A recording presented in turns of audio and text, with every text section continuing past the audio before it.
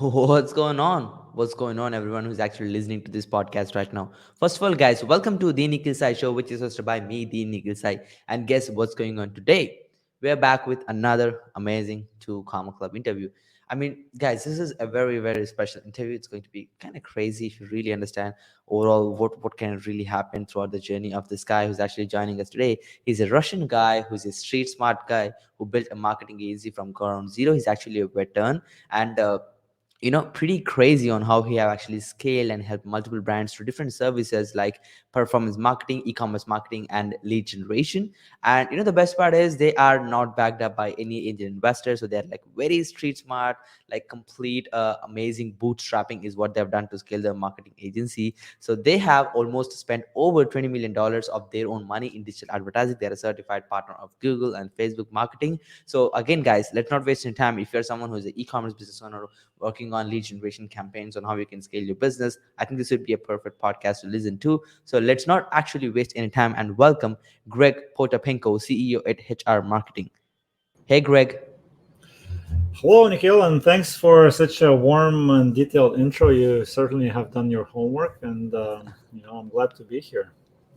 Absolutely, Greg. We are more than happy to have you on. Thanks for joining us today. And Greg, I mean, it's definitely kind of crazy story to hear about. Like, I would love to dig deep into like your backstory. Can you please tell us a little bit more about like how did you get started overall? Yeah, sure. So I started online actually about 1998. Mm-hmm. As you mentioned, I was born in the Soviet Union. Lived in Russia, and then in the 90s it was pretty tough. So my family decided to move to Canada. So we Mm-hmm. arrived to Toronto in '97, and I didn't have a lot of friends at the time. And thankfully, my dad bought a computer, so got the internet Wow. connection, the good old dial-up modem, and I, I started hanging out in different forums and bulletin boards and stuff like that, and I learned how to make web pages because I just wanted to express myself and just kind of just put it out there Mm-hmm. for the internet. So I actually built my first website and around 97, 98, and actually it went viral in Russia, believe it or not, because I guess I did something right, and I made a lot of interesting connections through that. And so some of those Mm-hmm. connections, they were already like doing some sort of online business, making money. So we started chatting, and basically they taught me how to basically do affiliate marketing. So we would create web pages, then we'd try to rank them. That was before Google. That was before search engine. So we would rank them by basically spamming like different link farms Wow. every day to go be in the number one spot, and then we'd place banners from the advertisers who would pay per click. So it was a CPC banner. That's kind of like before AdSense, right? And made a few Mm-hmm. $1,000s like that, and then just kind of stopped working for me. And Mm-hmm. I, at the time, finished high school and got into university. So for 10 years, I didn't do anything online at all, except just supporting my Russian website a little bit. And 2007, so I was working like after the military, after graduating, I was working for a gold mining firm, and it was a pretty decent job. I was you know well compensated. I was flying business class everywhere, and Wow. a couple of corporate jet trips too. So it was cool from that perspective, but it still was. Toronto is an expensive city, so we were just starting a family. Our first child on the way, and I figured I would need some extra money. Obviously trying to get like a bigger salary and stuff like that. I was still pursuing switching careers into more like investment banking. So I don't know if you guys know, but I was going through the CFA program at the time, which is one of the hardest financial courses in the world. Mm-hmm. Like 2/3 of people fail it.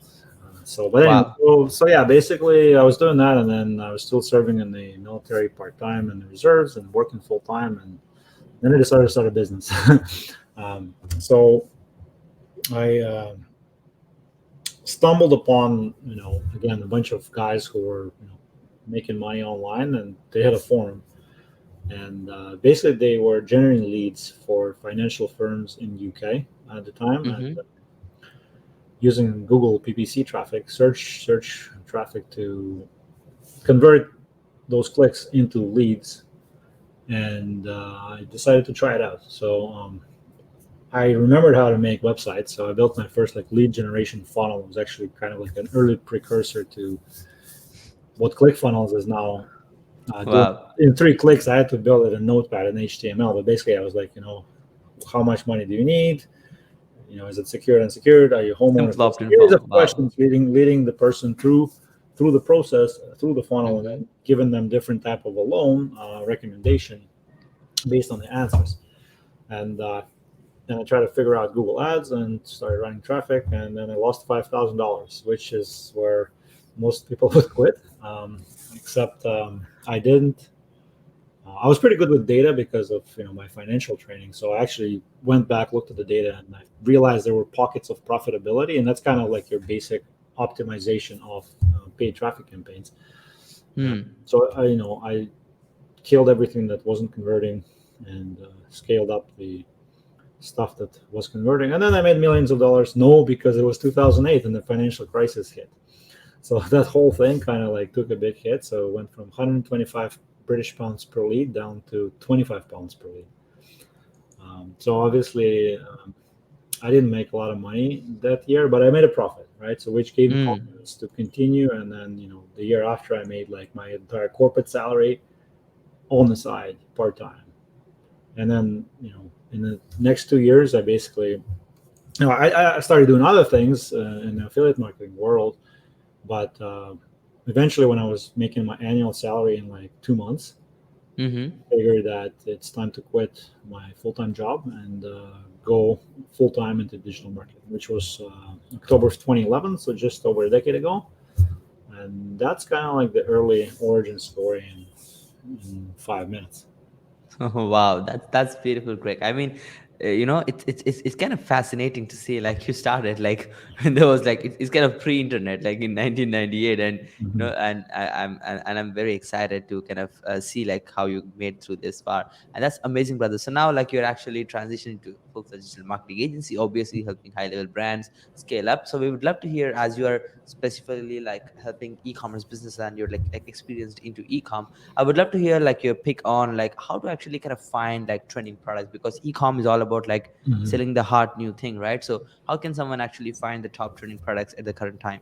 Well, I'm going to challenge you a little bit because I believe, again, in my experience, finding top trending products is so 2016. Mm-hmm. It's no longer the same, right? So consumers are more educated. There's more. They're also more skeptical. There's more competition. There's new entrants into the e-commerce space every day. So Mm-hmm.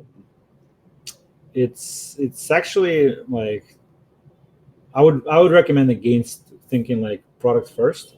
Again, based on Mm-hmm. my experience, I think right now everything is moving towards branding, and you got to come up with a brand that is going to serve a specific customer avatar, specific customer demographic, and solve their specific problems uniquely, um, using your own unique methodology. So that's something that's going to be successful long term. I mean, there are still tactical opportunities where yes, you jump on a hot trend and you may be able to make a lot of money, Hmm. but I find a lot of these like entrepreneurs end up kind of trying to surf those Yeah, waves and true. If you don't find the hot product, you're done. Like, yes. yeah. So I mean, like I can give you like specific answer like finding trending products. Yeah, you got to look at Google Trends, and there's tools like Watch Count, and there's like Jungle Scout, and all the paid spy tools, and you can do that. In my experience, it can work temporarily, but Mm-hmm. you, well, then you can either try to turn that into a brand, which is kind of what we've done with one of our early products, actually the one that earned this thing. Mm-hmm. Wow. But I mean, I think right now if you start like with the customer in mind, the like people you want to serve, like what Russell teaches, right? Um, then It's you're gonna better to be build a more brand overall. successful than just like trying to hunt and okay, what's everybody running, and let's do that. Like that still works, and it's very much prevalent in affiliate marketing too. everyone's spying on each other and ripping each other's like funnels. What it Yeah. does is that, like, it fills up the cup, so Uh-huh. to speak, to the point where like there's a point of diminishing return. So if You you have no early more on, room. Yeah. yeah, if you early on a trend, like, think about, I don't know, masks Mm-hmm. when COVID just hit. The early entrants, especially those who were able to combat the disapprovals in Facebook and Google, they made a ton of money. Ride the flow. Like, if you're Yeah. going to launch a mask product today, are you going to be very successful? I don't know. Like, that's Not kind of really. what you got to be Mm-hmm. thinking about, right? I think that's a beautiful perspective. Greg. Appreciate you actually mentioned that. I think this really brings back to the point, like, okay, 2016, as you mentioned, it was a hot ride. Like, who does the fastest, product selection and scale it up? But now it's more about like brand building and long-term store creation, where like you have like a tribe of customers who are loving your brand and buy continuously from you, because there is no other way to become profitable other than building like a sustainable brand. And one of the main problems is like when you actually, because you want to sell something long term, right, you need to stick to kind of a product, right? So the problem is, obviously it's going to get saturated, so many people see that there's an opportunity, and the kind of product gets dead, like, not a lot of people are like ready to Yeah. buy because they already purchased it, right? So like, you are the master, when it comes to e-com here, so we would love to hear like how to actually revive a product. Like, what do you think are the strategies which can help me to like sell that, long-term product and revive that, where it can actually, be sold once again through our store? Yeah, so that's an excellent question, and I think I've actually kind of have it answered in one of the case studies that are posted on my website. I'm not sure if you went through it or not, but basically, there's a couple of ways of doing this. So one is, Mm-hmm. you basically find a new audience for your quote unquote dead product, and just Mm-hmm. sell the same product to them.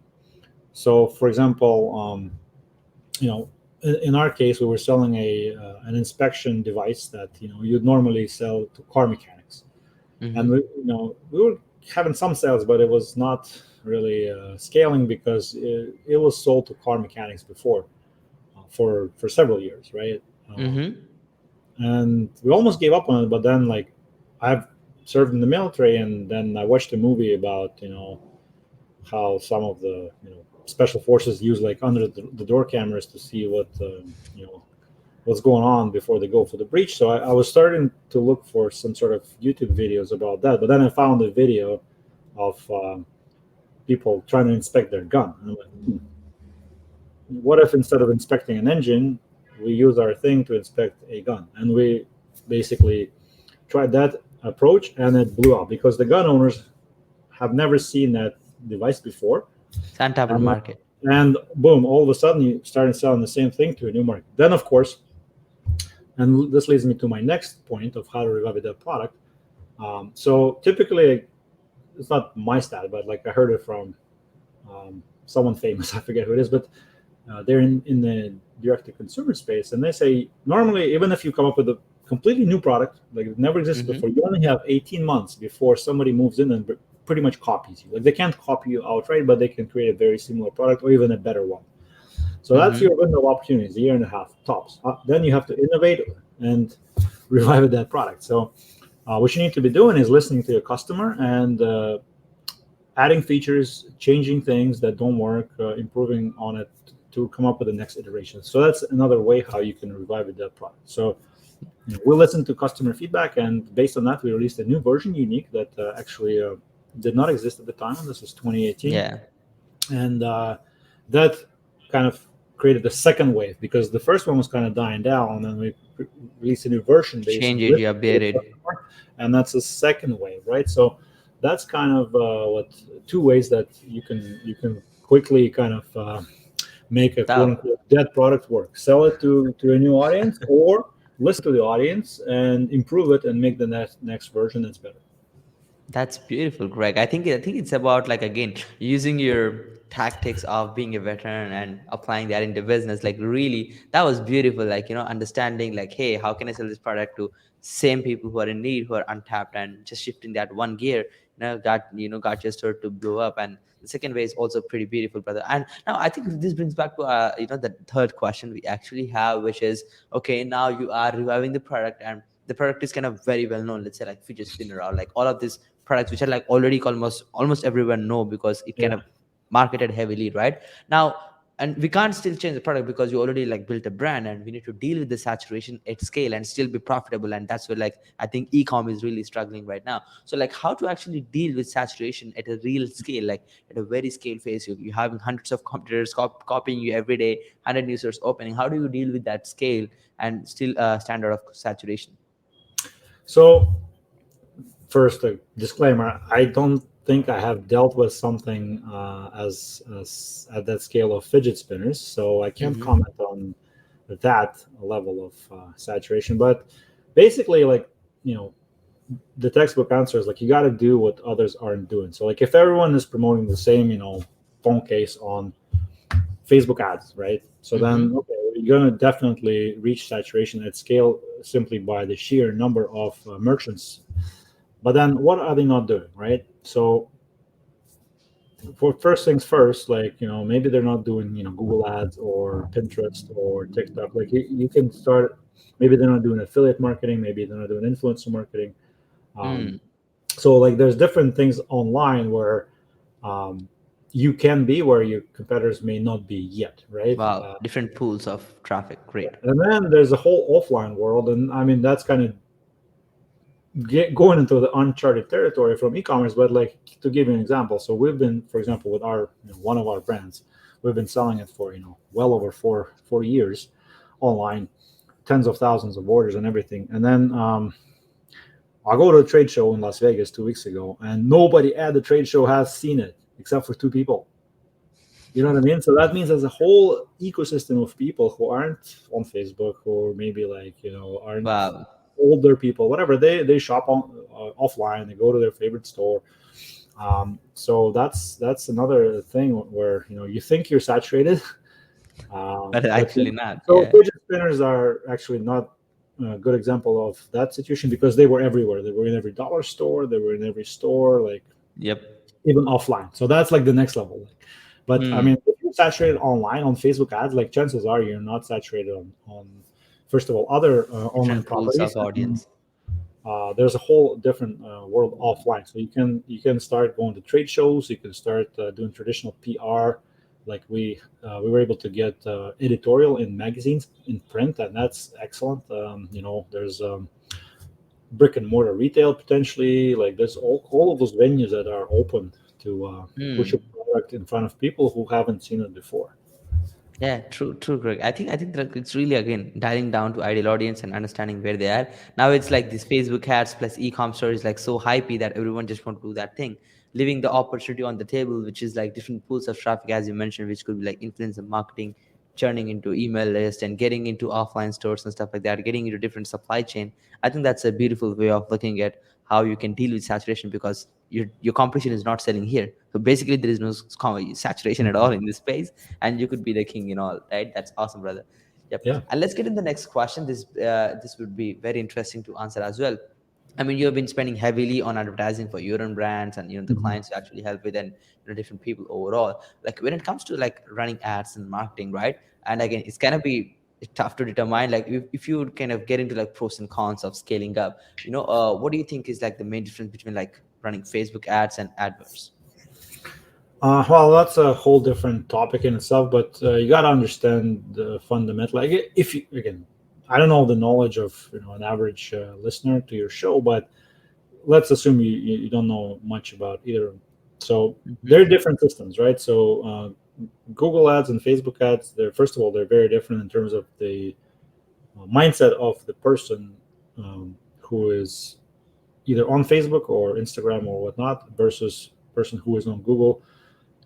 And remember, Google Ads is not just AdWords. AdWords actually is no longer a term preferred by Google. They rebranded to Google Ads simply because that notion that everybody thought that Google Ads was just AdWords, which is PPC search ads, which is not true. They also have a huge Yeah, display YouTube. network, banner ads. They have YouTube ads, which is video format, and Hmm. they have other things like you know. Other different types of traffic, but those are the three big ones that, and a lot of people don't know about the banner ad network and the video YouTube, or they think YouTube is a completely different beast, which is actually not. It's part of Google Ads. So It's under the basically, Google wing itself. Yeah. Facebook is more like basically interruption marketing. Somebody is on Facebook socializing. going through content, and then boom, they see your ad. So that's a different mindset versus search, where I have a problem, I have a toothache, my I'm locked out of my house, or I need a solution now, or I'm trying to buy this, you know what's the best case for my iPhone, and then I want to research that. So Hmm. that's a very different mindset. And YouTube is a little bit more of an interruption, because you're on YouTube, you're either searching or you're just enjoying it, and then you see the mid rolls and pre rolls. So that's more like Facebook ads. And then display, it's also more like interruption, where you know you might be just browsing whatever website and see a banner ad, or you could be doing that research, reading a review blog And find about the right ad. best phone cases, and then there's an ad. So it's kind of you know Hybrid model of all hybrid it. hybrid thing. But in essence, like if you have the budget and you have the capacity, you want to be on both systems, because what happens is people kind of go from one to the other. So let's see, somebody sees your ad on Facebook. They may not take any action at that time, but then they may remember and go to Google and say, you know what, I saw Nikhil's podcast, I'm going to Google it. Mhm. And if you're not there organically, because It's tough. then you're missing out. Or vice versa, somebody clicked your ad on Google and then they didn't buy. Well, guess what? If you then retarget them on Facebook, they're more highly likely More chances. Yeah. to go back and check it out, because, oh well, these guys Yep. are Yep. omnipresent. Yeah, I think So, omnipresence is really important. Like it brings back to like understanding your customer needs to at least see you 7 to 8 times before he pull the trigger to say yes. yeah, I'm going to add one more thing. It's also like, again, let's say in the context of e-commerce, or Mm-hmm. not necessarily. So like if people don't know you exist, they are not going to be searching for you. So like Simple as that. if you're trying to like use Google search ads to promote your thing that no one knows that exists, like it's a new category It's or a quite new, hard. new brand, they won't find you. I mean, there are ways where they may be looking for something similar, and then you put your ads in front of them. Um, Whereas for Facebook, you can actually make yourself known by interrupting people. Say, hey, we exist, right? And then they're like, okay, cool, let me check. You build an awareness slowly and steadily by interruption Yeah, marketing. yeah. So that's another important dynamic that people need to understand, at least when it comes to search, right? They can still Hmm. inform people about your existence using YouTube ads, and to an extent, display ads. Yep. Awesome. Awesome. Great. Appreciate you actually going into detail on how both of them work. Let's get to Mhm. the next question about like you've been actually helping multiple brands as well to scale to the next level, right? As a marketing agency, you run HR marketing. So we'd love to learn more about like when it comes to acquiring clients as a marketing company or marketing agency, how does that look like for you? How do you keep on the pipeline? Okay, actually, I thought this was a different question. I thought you meant actually buying businesses, which I did buy a six-figure business in 2020. Hmm. Uh, Wow. but that's a different exciting topic Hmm. that I'm just actually dipping my toes into. But yeah, as far as acquiring clients as an agency, so I'm going to be honest, like, because I'm old school. Most of my clients I acquired offline. I went to a lot of trade shows and conventions and conferences, and made actually shook hands, look people in the eye, Wow. and say, hey man, like, blah blah blah, whatever. Some of them, they're actually ready to do business, right? They're exhibiting, and they're open to partnerships. Some you have to do some work. So like a recent example, I went to a show in Ottawa, military and law enforcement show. There Hmm. was a bunch of manufacturers, and then I went and basically struck up the conversation. And after the show, I sent them a little Loom audit of their website, right? And then said, well, this is great, but then you're missing this. You're leaving money on the table there, and they basically try to add value with no expectation. And one of them said, you know what, we were actually we wanted to update our website for the longest time. Can you help us? And I'm like, let's go, right? Wow.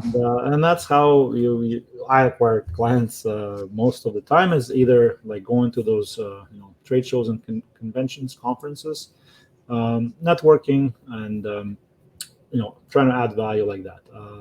That's definitely trusting, Greg. Yeah, and again, just being fully transparent, I have tested the online client generation methods throughout COVID, Hmm. because I couldn't go to those trade shows, and I couldn't make it work, to be honest. Like the cold email, cold DMing, Um, Even running ads, it's kind of ironic. An ad agency that cannot generate its own leads online. Well, guess what? I couldn't, right? Like, I mean, we generated leads, but they weren't very high quality, and True.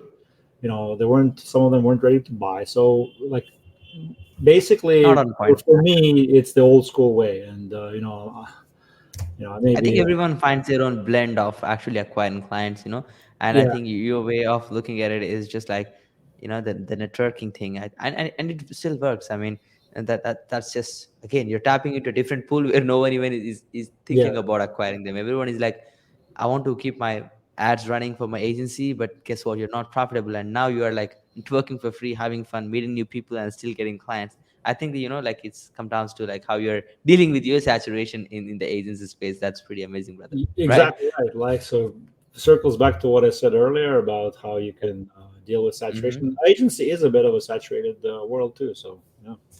Yeah, everybody is a marketing agency owner right now. But yeah, let's get to the next question, brother. We would love to hear more about like the tools you use to manage your clients and projects for productivity, and any tools you mainly use for your marketing purposes. Okay, so I mean, it's probably pretty standard stack. So we use Slack for team communication and use Asana for task management. Hmm. One of the things that really helped was the Kanban style master board, where like it's one master board for everybody, and they have like swim lanes, and each swim lane has got a function. So like copywriting, Facebook ads, video, PPC, web dev, and then like you have cards that like travel from one swim lane to another. So like Wow. we're going to launch a product. So, okay, copywriter writes copy, then throws it into, web dev, creates a wireframe, throws it to the graphics designer fills it with graphics. And okay, now it's ready for launch. Facebook team, good to go. So that was really a very, very useful thing that I'm really proud of. And um, as far as other tools, I mean, uh, well, for productivity, just those two.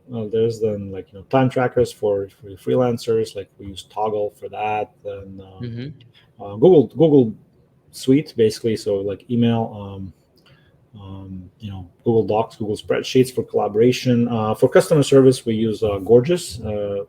It's they integrate with Shopify for sure. I don't know if they who else, but it's like a very cool help desk CRM where they suck in messages from a support inbox, from your messenger, from your um, Wow. Facebook comments, even, and then like the agents can answer it and close tickets. It's How really, intensive. really Awesome. super cool. Yeah, and saves a lot of time. You can automate it, so like a bot can answer common questions. Where's my order? Boom, here's the tracking number. Really, really powerful. That's amazing. What else? Well, I mean, like for Google Ads, number one force multiplier for productivity is the desktop editor. So, like, if your agency, you ask them how to use a desktop editor, they're like, "What is this?" Fire them. Um, just kidding, but I mean, I've interviewed a lot of people who don't know that it exists, and it's super powerful, saves tons of time. It's basically an offline editor for Google campaigns that is like, I mean, I love it. Like, one guy in one of the Google groups said, if I could marry, I would marry Google Ads editor, which was hilarious. All right, I wish Wow. something like that existed for Facebook. So yeah, and then True. It's highly other, powerful, and um, it makes the time very efficient. yeah, I want to Absolutely. give a shout out for nolimitcreatives.com. They basically do all of our video editing for us. I used to have a full production team in house. I had like two videographers, one video editor. We got rid of them. We're basically just outsourcing it to nolimitcreatives.com. Um, Hmm. so that's another big productivity saver for any sort of video work. True. Yeah, it's more about like niching down to what you can do best, and you're good at marketing. And if you're getting to like production and all of that stuff, it's gonna create more gears and make the process less efficient. But I believe again, it's coming down to focus on what you can do. That's awesome, Greg. Thank you so much for mentioning the tech stack. Let's get into the next question. I mean, we would love to hear more about like your daily routine. Do you kind of follow any routines every day? How does that look like? Okay, so that's actually the first time somebody asked me that. I listen to a lot of like podcasts and shows, and I Mm-hmm. everybody has a routine. So I don't have a routine per se. That's like this is the only way I do this because I have three children, and I have different commitments, and I still serve in the military part-time. But I think the military Wow. discipline, just getting shit done, basically, that's my routine. But in general, like, I would wake up, I would do some guided meditation on a Headspace app, and basically make sure I hydrate, fuel for the day. Coffee is pretty standard part of my day, and then I make sure I uh, exercise every day. Usually in Mm-hmm. the evening. That works for me because I usually do it during the time when my children, I have to drive them to volleyball class or gymnastics or something, and just use that time while other parents are there, like, watching their phones in the waiting room. I go to the gym. Um, so that's what works for me. Is and What else? Yeah. So basically, yeah, like Mm. exercising the body, exercising the mind, and properly Yep. fueling and hydrating the body. This is the routine. And then, work wise, I try to keep like a to-do list for the day. I need to get better at pre-planning the day, like the day before. So Mm-hmm. I'm working on that. That's one of the things I need to improve. Awesome, awesome, Greg. Appreciate you going into detail of how you actually manage your day every day. Let's get to the next question. If there is one suggestion you can give to a 20-year-old yourself, if you can go back and say, "Hey, Greg, this is the thing you should be doing," what would that suggestion would look like? Well, it's given my backstory, I almost wish I could say, "Hey, don't stop in 1999. Keep doing the online thing." I just found out there was a podcast about a guy who's a very similar situation. Also came from Soviet Union, also started online in the 90s, but he didn't stop, and he made 30 million by the age he was 19, doing what I started doing in 2007. He 19? started Oh in my God. 2001. Like, he basically, yeah. So I had that like 7 year gap, and if I were not to stop, I would have probably been farther ahead in business. However, like everyone says, like, don't regret nothing. This has made you who Yep. you are. It's So a journey. this is the journey. But yeah, I mean, kind of like a cheater's answer, I would say go back, like, don't stop, like, keep doing online marketing, right? Yeah, Um, it's gonna take up, right? So let's get to the next question, brother. So your life's biggest yeah. achievement so far and any next bigger goals. Well, I mean, I think I think my family and my children are probably my life's biggest achievements. And it's Mm-hmm. been a lifelong project. But uh, personally, I think I'm pretty proud of my fitness and health. You know, Wow. things like, I've just did an Ironman triathlon last year. Did a bunch of triathlons, marathons before that, and Wow. you know, that's kind of it's pretty exciting getting there from Mm-hmm. being an unfit pack a day smoker back in the day to an Ironman. Like, that's, I think, a pretty remarkable thing that I Amazing wish transformation. everyone to do to get healthier. Um, and How about the next big goals? Like what is like the next thing you want to achieve? Well, I mean, in business, like, my next big goal is to have that. Uh, you The know 10x? the X thing. So yeah, I was working on getting from 7 to 8 figures. That was my next kind of milestone that I want to hit. Um, Mm-hmm. Personally, um, I don't know. I think I would be interested in climbing like a mountain, like, not Mount Everest, Everest? like KJ or Aconcagua, like one of those you know that aren't going to kill me. Everest, I don't know. That's awesome.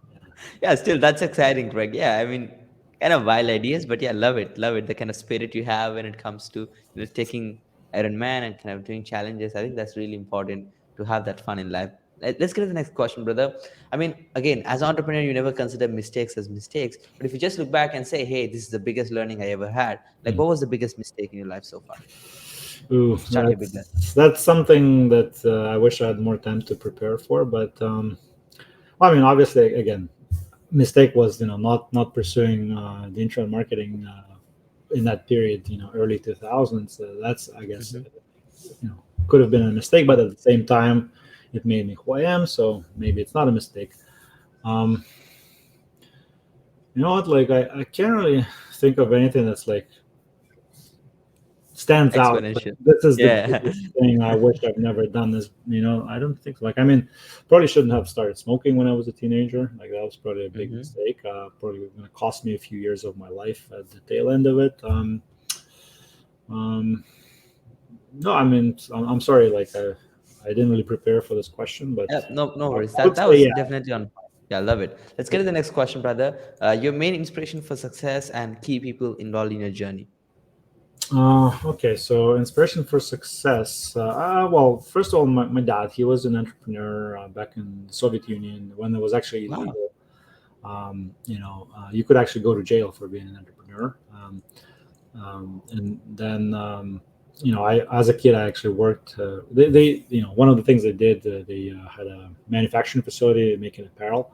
So actually, as a little kid, I was in there after school every day, like basically sewing and cutting and helping out, and actually made enough money to buy a car as a Oh, as a like a you know 8-year old 9-year old, because my dad would pay me to compensate for my labor. And wow, that's interesting. in 1991, well, you couldn't buy a car in the Soviet Union if you weren't in the Communist Party.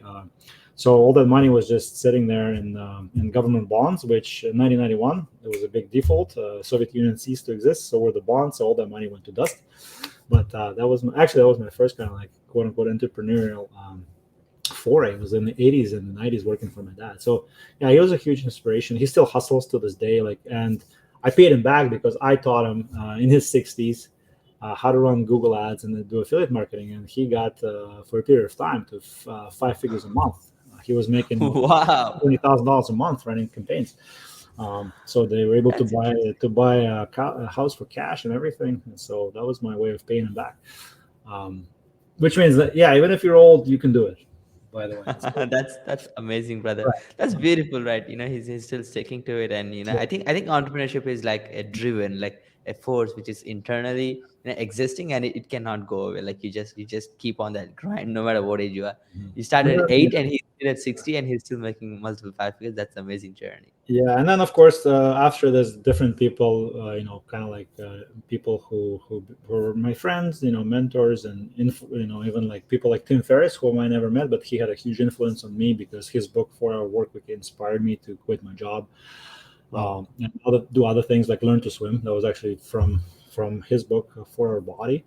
And then a lot of people I met through those networking events I told you about that became friends or kind of unofficial mentors. And I know a lot of people who started 7, 8, 9 figure companies. And, kind of the conversations that I had and the privilege of talking to them, I think that kind of helped me along the way as well. Yeah, it really sets up for success. That's awesome, brother. And Greg, like, what a beautiful podcast, brother. And where can our audience find you mentoring or start working with you? Oh, well, excellent question. So, I am mentoring military veterans right now as kind of on the side. So I'm a member of a local kind of government-backed organization in Canada called Princess Trust. So that's one way. But then I also have a Facebook group for veterans called Enlisted to Entrepreneur, where I focus on teaching Army veterans, military veterans, first responders Mm-hmm. on specifically digital marketing and e-commerce businesses. So like that's kind of my jam. And um, Wow. that's what I'm doing right now in terms of coaching and mentoring people one-on-one. That's not to say that if somebody wants some help or advice, they cannot reach out. By all means, you can reach out to me. So you can find me on Facebook and LinkedIn using my first and last name, right? On this podcast, Instagram. My handle is hour48, HHOUR48. You can find me there, and my agency website is h-hour.agency. So check it out if you want to see what we do. Yep. That's another way of getting in touch. That's awesome, Greg. Thank you so much for giving our audience the opportunity to stay in touch with you. So, guys, make sure to hit the man. You will definitely have a good time chatting with him and ask any questions and just network with him. He's a cool guy to obviously network and have beside you while you're growing yourself up. And that's awesome, brother. So, any last word before we conclude the total podcast session today? Um, you can do it. That was all the inspiration my officer gave me on one of the toughest military courses that I've ever done in my life. He just simply said, "You can do it," with a face like that. Yeah, you conceive it, you achieve it. And if you can't believe that you can do it, like you can't do it at Mhm. all. So it's just about believing yourself. And that was pretty amazing, brother. Thank you for the beautiful advice in the end. And once again, Greg, thanks for this amazing opportunity. It was definitely amazing experience to have you on, looking at your story, looking at how you grinded till date and the mistakes you've done so far. Like it definitely added a lot of value to the people who are actually listening to this podcast. So guys, I hope you had amazing value so far. So make sure to hit Greg and check HR marketing, his agency, pretty amazing stuff. And make sure to hit him up on Instagram. And that's it for today, guys. So stay tuned for the next interview. This is me, the Nikhil Sai, and Greg signing off for today. Peace. Thanks, Greg, Thank for you. joining us today.